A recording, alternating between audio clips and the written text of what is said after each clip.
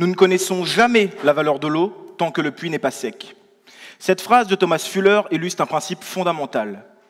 Nous ne prenons conscience de l'importance d'une chose que lorsqu'elle vient à manquer. Moi, il m'a fallu 5 ans en Hexagone pour réaliser tout ce que je perdais en étant loin de mon île, la Réunion. Et mon île, elle, justement, est en train de se retrouver au fond du puits. À La Réunion, comme ailleurs, tout repose sur une ressource que l'on ne voit pas, mais qui est pourtant au cœur de nos villes, de nos routes, de nos maisons, et même du bâtiment où nous sommes aujourd'hui. Les granulats.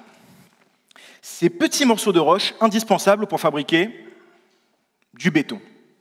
Sans eux, plus de construction, plus d'infrastructures, plus de développement. Le problème, nos carrières. Elles sont en train de s'épuiser. On creuse, on extrait, on consomme, mais on ne renouvelle pas.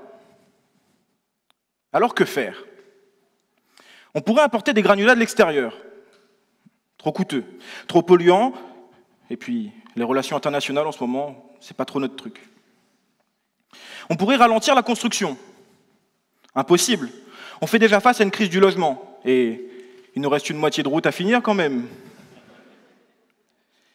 Mais, et si la solution était sous nos yeux? Chaque année, des milliers de tonnes de béton usagé sont jetées après la démolition. Mon objectif, les réintégrer dans la boucle, transformer ces déchets en nouveaux granulats capables de remplacer les granulats naturels. Mais attention, ce n'est pas si simple. Ces granulats issus de la déconstruction sont très différents. De toute façon, ça t'y voit bien. Quand tu regardes un roche avec un bloc béton, c'est pas les mêmes affaires. Les granulats de béton recyclés sont plus anguleux que les granulats naturels. Ils absorbent plus d'eau, et puis ils sont plus sales. Dans un bâtiment, il n'y a pas que du béton. On y retrouve aussi de la ferraille, du bois, du placo, et tout un tas d'autres choses. Et toutes ces différences entre ces granulats issus de la déconstruction et les granulats naturels modifient les propriétés du béton qui en résultent. Mon travail consiste donc avant tout à analyser les propriétés de ces déchets issus de la déconstruction disponibles ici à La Réunion, comprendre leurs propriétés et leurs limites, afin de trouver une façon de les réutiliser. Ensuite, je développe des formulations de béton adaptées, en testant leur résistance sur le court et sur le long terme.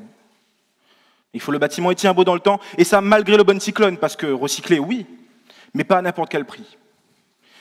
Et c'est là tout l'enjeu de ma thèse, prouver qu'à La Réunion, nous aussi, nous sommes capables de construire autrement, en valorisant nos propres déchets, sans sacrifier ni la qualité, ni la sécurité.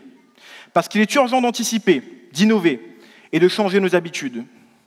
Parce que nous ne devons pas attendre que le puits soit sec pour agir.